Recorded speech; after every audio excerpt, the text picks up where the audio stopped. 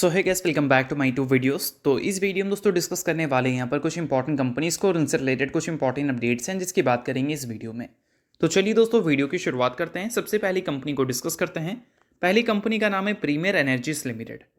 But इसको discuss करने से पहले दोस्तों, अगर आपने अभी तक चैनल को सब्सक्राइब नहीं किया है तो चैनल को सब्सक्राइब करके बेल आइकन को प्रेस कर लो ताकि आने वाली जितनी भी अपडेट्स हैं उन सभी अपडेट्स का नोटिफिकेशन आपको सबसे पहले मिल सके। तो चलिए दोस्तों वीडियो की शुरुआत करते हैं। सबसे पहले बात करते हैं प्रीमियर एनर्जी से रिलेटेड कुछ इंपॉर्टेंट अपडेट्स के बारे में। सो दोस्तों, आप सभी को पता होना चाहिए कि अभी रिसेंट में ही प्रीमियर एनर्जीज ने अपने Q3 के अर्निंग्स को रिपोर्ट किया था, जहां पर कंपनी के जो नेट प्रॉफिट थे वो ईयर ऑन ईयर बेसिस पे 491% से ग्रो होकर आए थे। और मार्केट ने जो एक्सपेक्ट किया था इस कंपनी के अर्निंग्स से, उससे बेटर अर्निंग्स हमें देखने को मिले थे। अगर कंपनी के प्रॉफिट आफ्टर टैक्स के एग्जैक्ट नंबर्स की बात करें तो वो था 255 करोड़। मार्केट 224 करोड़ के आसपास उम्मीद लगाकर चल रही थी। तो एक्सपेक्टेशंस के हिसाब से देखा जाए तो नंबर्स हमें काफ़ी अच्छे देखने को मिल रहे थे। अब इस अर्निंग्स के बाद भले स्टॉक में कुछ खास अच्छा रिएक्शन हमें देखने को नहीं मिला, बट फिर भी अगर हम बात करें तो इस कंपनी से रिलेटेड कुछ ऐसी चीज़ें हैं जो कि एज ए इन्वेस्टर आपको नोट करनी चाहिए। तो चलिए दोस्तों, उन सारी चीज़ों को हम थोड़ा सा नोट डाउन करने की कोशिश करते हैं। सो देखो दोस्तों, अभी रिसेंटली कंपनी ने जो अपने अर्निंग्स के साथ कुछ इंपॉर्टेंट डेटा हमें दिखाई है, उस डेटा में हमें ये देखने को मिला है कि इस Q3 FY25 में कंपनी ने मैनेज और एग्जीक्यूट किया है 1700 करोड़ का ऑर्डर, और न्यू बुकिंग कंपनी को मिला है 2200 करोड़ रुपए का। और कंपनी का जो करंट ऑर्डर बुक का वैल्यू है वो 4.5 गीगावाट का है, जिसको अगर हम रुपीज़ के हिसाब से देखें तो 6900 करोड़ का ऑर्डर बुक है कंपनी का, ऐसा हम बोल सकते हैं। अब ये company solar modules and solar cells की मैन्युफैक्चरर है। तो ये जो 6900 करोड़ का ऑर्डर बुक है, इसमें से 63% है सोलर मॉड्यूल्स के मैन्युफैक्चरिंग कॉन्ट्रैक्ट्स का और 36% है सोलर सेल्स का। और ये कंपनी EPC कॉन्ट्रैक्ट में भी काम करती है, बट उसमें कंपनी का प्रेजेंस काफ़ी ज़्यादा कम है।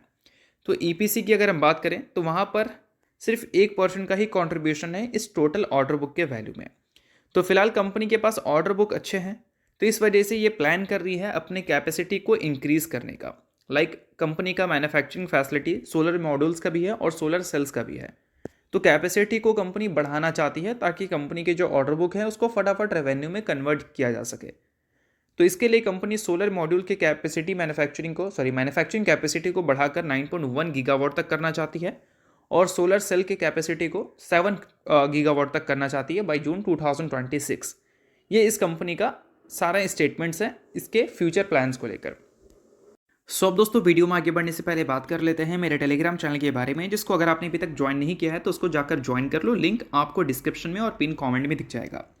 अब ज्वाइन करने का सबसे बड़ा बेनिफिट क्या है वो मैं आपको समझा देता हूँ। तो देखो दोस्तों, मार्केट में चल रहा है एक बियर रन, और बियर रन में सब बोलते हैं बाय ऑन डिप करो, बाय ऑन डिप करो, but exact buy on dip का कौन सा लेवल होना चाहिए वो सभी को नहीं पता होता। मेनली रिटेल इन्वेस्टर्स को नहीं पता होता जो नए नए वेले हैं मार्केट में। तो इसके लिए आपको टेक्निकल एनालिसिस आना चाहिए, और टेक्निकल एनालिसिस नहीं आता तो आपको पता ही नहीं रहेगा कि कौन से स्टॉक का कौन सा लेवल पर डिमांड जोन है। ठीक है, तो ये सारी चीज़ों को अच्छी तरह से एनालाइज कर काफ़ी सारी कंपनीज के चार्ट्स में आपको टेलीग्राम में अपडेट करता हूँ, जो कि बिल्कुल फ्री ऑफ कॉस्ट है। उसके लिए कोई पैसा आपको नहीं देना होता। तो इस वजह से आप जाकर मेरे टेलीग्राम चैनल को चेकआउट कर सकते हो, उसको जाकर ज्वाइन भी कर सकते हैं। ऑलरेडी आप देख सकते हैं काफ़ी सारी कंपनीज के चार्ट्स मैंने अपडेट भी किए हैं, जो कि काफ़ी सारे लोगों के लिए काफ़ी ज़्यादा यूजफुल रहे हैं। तो अगर आपको इसका बेनिफिट लेना है, लिंक डिस्क्रिप्शन में है, लिंक के थ्रू जाकर चैनल को ज्वाइन कर लो, और पिन कमेंट में भी लिंक आपको मिल जाएगा। तो इन सारी चीज़ों को देखकर साफ ये समझ तो आता है कि कंपनी के पास अच्छे खासे ऑर्डर बुक हैं। उस ऑर्डर बुक को एग्जीक्यूट कंपनी भी टाइम टू टाइम करती आ रही है, और बड़े ऑर्डर बुक के लिए कंपनी ने कैपेक्स वगैरह का भी प्लान कर रखा है। तो अल्टीमेटली कंपनी के लॉन्ग टर्म की बात करें हम, तो रेवेन्यू एंड प्रॉफिट ग्रोथ हम विटनेस कर सकते हैं। तो ओवरऑल आपका व्यू प्रीमियर एनर्जीज को लेकर क्या है वो मुझे कमेंट में ज़रूर बताना, बट जो इंपॉर्टेंट चीज़ें थी इस कंपनी से रिलेटेड वो मैंने आपको बता दी। तो चलिए दोस्तों, डिस्कस करते हैं अब अगली कंपनी को, जिसका नाम है टाटा पावर लिमिटेड। सो आज के दिन टाटा पावर का शेयर आपको फोकस में रहता हुआ दिखेगा, क्योंकि कंपनी के आने वाले हैं अर्निंग्स। अब अर्निंग्स की बात करें तो मार्केट की एक्सपेक्टेशंस क्या है, तो इस कंपनी के रेवेन्यू से इस बार मार्केट 16,692 करोड़ की उम्मीद लगाकर चल रही है, जिसको अगर हम कंपैरिजन करें पिछले क्वार्टर के रेवेन्यू से तो Q1Q बेसिस पर रेवेन्यू में आपको जंप देखने को मिल सकता है, और सेम चीज़ हमें ईयर ऑन ईयर बेसिस पे भी देखने को मिलेगा। But year on year basis पे जो जंप का नंबर है वो Q1Q बेसिस के कंपैरिजन में आपको बेटर देखने को मिल सकता है, ऐसा मार्केट का उम्मीद है। और उसके अलावा दोस्तों, अगर हम बात करें इबिट्टा की, तो 3079 करोड़ की उम्मीद है, और पिछले क्वार्टर में जो रिपोर्ट इसने इबिट्टा किया था उससे इस बार हमें इबिट्टा कम देखने को मिलेगा। इट मीन्स पिछले क्वार्टर में जो कंपनी का ओपीएम था वो 21% था, बट इस बार कंपनी के जो ओपीएम है वो गिरकर हमें 18.4% पे आते हुए देखने को मिल सकते हैं। यानी कि रेवेन्यू कंपनी के ज़रूर बढ़ेंगे, but EBITDA and profits Q on Q basis पे उतने इंप्रेसिव हमें देखने को नहीं मिलेंगे। और नेट प्रॉफिट की बात करें तो 791 करोड़ की मार्केट की एक्सपेक्टेशंस है, जिसको अगर हम कंपैरिजन करें पिछले क्वार्टर के नेट प्रॉफिट से तो आप देख सकते हो साफ साफ मार्केट गिरावट की उम्मीद कर रही है, और यही सेम चीज़ हमें ईयर ऑन ईयर बेसिस पे भी दिख सकता है। तो जो मार्केट ने उम्मीद किया था उस बेसिस पे स्टॉक ने तो ऑलरेडी रिएक्ट कर दिया। अब देखते हैं कि अर्निंग्स हमें कैसे देखने को मिलते हैं। अगर अर्निंग्स उम्मीद से बेटर हमें देखने को मिल गए तो काफ़ी अच्छी बात रहेगी, और अर्निंग्स अगर उम्मीद से बेटर हमें देखने को नहीं मिलते हैं तो फिर मार्केट इसको तोड़ सकती है। वेल ये कोई गारंटी नहीं है, बट हाँ जो इंपॉर्टेंट चीज़ें हैं वो मैं आपको समझा रहा हूँ कि मार्केट के एक्सपेक्टेशंस के हिसाब से अगर कोई भी चीज़ होती है तो मार्केट रिएक्ट करती है, और एक्सपेक्टेशंस के हिसाब से नहीं होती तो भी मार्केट रिएक्ट करती है। अब मार्केट पहले से ही इस कंपनी के नेट प्रॉफिट से और मार्जिन से इबिट्टा से कम उम्मीद लगाकर चल रही है, तो उम्मीद करेंगे कि इससे और कम नंबर्स ना आए। अगर इससे और कम आते हैं तो फिर प्राइस और भी ज़्यादा एडजस्ट होता हुआ नज़र आ सकता है, तो इस चीज़ पे थोड़ा सा ध्यान देना। तो चलिए अब डिस्कस करते हैं अगली कंपनी को, जिसका नाम है हिंदुस्तान एरोनॉटिक्स लिमिटेड। बट इसको डिस्कस करने से पहले दोस्तों, अगर आपको वीडियो अच्छा लग रहा है तो वीडियो को लाइक कर दो, चैनल को भी सब्सक्राइब कर दो, ताकि इसी टाइप का इन्फॉर्मेटिव वीडियोस आपको रेगुलर बेसिस पे मिल सके। अब देखा जाए तो एचएल यानी कि डिफेंस स्टॉक आज के दिन काफ़ी ज़्यादा फोकस में है। अब सिर्फ एचएल नहीं, बीडीएल भी फोकस में है, बीईएल भी फोकस में है। क्यों फोकस में है? तो देखा जाए दोस्तों तो पिछले कुछ टाइम से डिफेंस स्टॉक्स में काफ़ी अच्छी खासी करेक्शंस हमें देखने को मिली थी, और ये जो शार्प फॉल दिखा था ये अनवारंट था, यानी कि बोल सकते हैं इसका कोई लॉजिक नहीं था, ऐसा भी हम साफ साफ लैंग्वेज में कह सकते हैं। ऐसा यहाँ पर इन्वेस्टर्स का मानना है। जब मार्केट में सेल ऑफ होती है कोई भी रीज़न से, तो कुछ सेक्टर को उससे डायरेक्टली इम्पैक्ट पड़ सकता है और कुछ सेक्टर को इनडायरेक्टली इम्पैक्ट पड़ सकता है। तो देखा जाए तो कुछ सेक्टर ऐसे भी होती हैं जिसको कोई इम्पैक्ट नहीं पड़ेगा, बट मार्केट के सेलिंग की वजह से वो सेक्टर अल्टीमेटली नीचे चला जाता है। अब देखा जाए तो मार्केट में सेलिंग हुई है, बट इसमें डिफेंस सेक्टर को भी कुछ ना कुछ चीज़ों की वजह से ही तोड़ा गया था, जिसमें बजट जो एलोकेट किया गया था वो एक्सपेक्टेशंस के हिसाब से नहीं था। बट न्यूज़ आर्टिकल्स ये बोल रही हैं कि ये जो गिरावट है ये इन्वेस्टर्स को लगता है कि अनवारंट है, यानी कि ये गिरावट एक्चुअल में देखा जाए तो डिफेंस स्टॉक्स के लिए नहीं था। तो इस वजह से आज के दिन अच्छी खासी खरीदारी आई है, जिस वजह से 5% तक की जंप हमें देखने को मिल रही है। और नोट करने वाली बात यहाँ पर यह है कि जो भी मार्केट में आपको ट्रेड वॉर जैसे सिचुएशंस दिख रही हैं उस बीच में आपको एक सेक्टर हमेशा फोकस में रहता हुआ दिखेगा, और वो है डिफेंस सेक्टर, जिसको लेकर पहले भी आर्टिकल पब्लिश हो रही थी और वापस से आर्टिकल आपको पब्लिश होती हुई देखने को मिल रही है। अब यहाँ पर रिकवरीज की उम्मीद लगाकर चल रही है, ग्लोबल क्यूज़ जो है उन सारी चीज़ों को लेकर। तो देखते हैं कि एक्सपेक्टेशंस के हिसाब से स्टॉक तो रिएक्ट कर रहा है, सेक्टर रिएक्ट कर रहा है, बट एक्चुअल में क्या वो एक्सपेक्टेशंस रिजल्ट में कन्वर्ट हो पाएंगे या नहीं। अगर हो जाते हैं तो काफ़ी अच्छी बात है, अगर नहीं हो पाते हैं तो फिर आप सभी को पता है कि मार्केट किसी को अगर चढ़ा सकती है तो किसी को भी नीचे ला सकती है।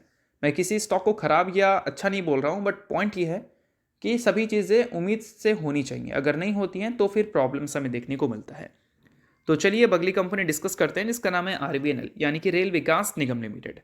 अब दोस्तों आरवीएनएल की बात करें या फिर बाकी के रेलवे स्टॉक्स की बात करें तो पिछले 2 दिन के ट्रेडिंग सेशन में 15% तक की फॉल हमें देखने को मिली है। आज का नहीं, कल और परसों की बात हो रही है, और इस वजह से 40,000 करोड़ का जो बोल सकते हैं अमाउंट है वो जा चुका है रेलवे पीएसयू स्टॉक से।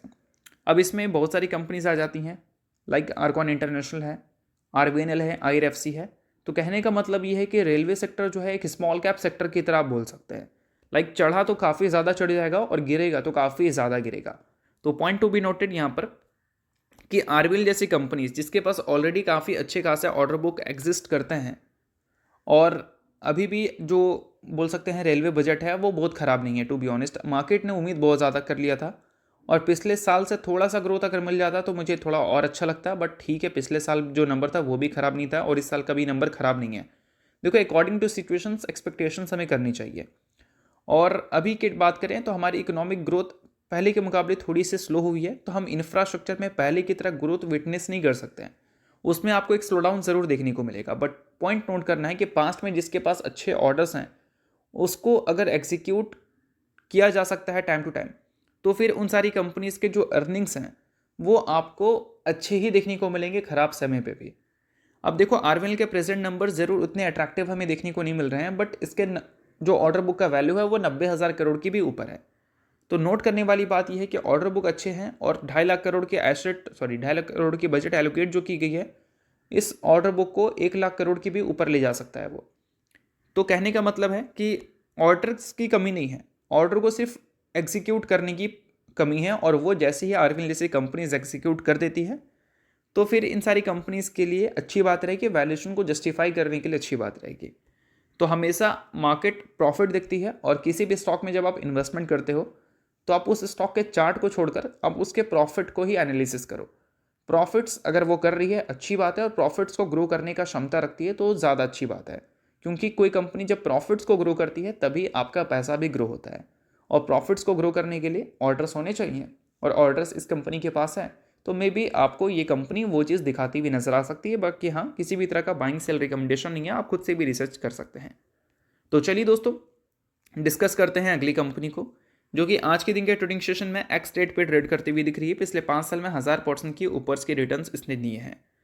अब ये कंपनी कौन सा एक्स रेट में है, तो स्टॉक स्प्लिट का एक्स रेट में ये कंपनी आपको आज के दिन ट्रेड करती हुई दिख रही है। नाम है कौन आर्ट इंजीनियर्स। सो अगर आप इस कंपनी के शेयर होल्डर हैं तो बेशक आपके लिए अच्छी खबर है, शेयर होल्डर नहीं है तो आप चाहो तो इग्नोर कर सकते हो। छोटी कंपनी है तो कोई रिकमेंडेशन नहीं है, बट अगर आप कंपनी से रिलेटेड कोई अपडेट जानना चाहते हैं तो वो मैंने आपको बता दिया। तो चलिए दोस्तों, ये वीडियो यहीं तक था। आप करता हूँ वीडियो आपको अच्छा लगा, वीडियो चलो लाइक कीजिए, पहले पर सब्सक्राइब कीजिए। वीडियो के लिए बहुत बहुत शुक्रिया।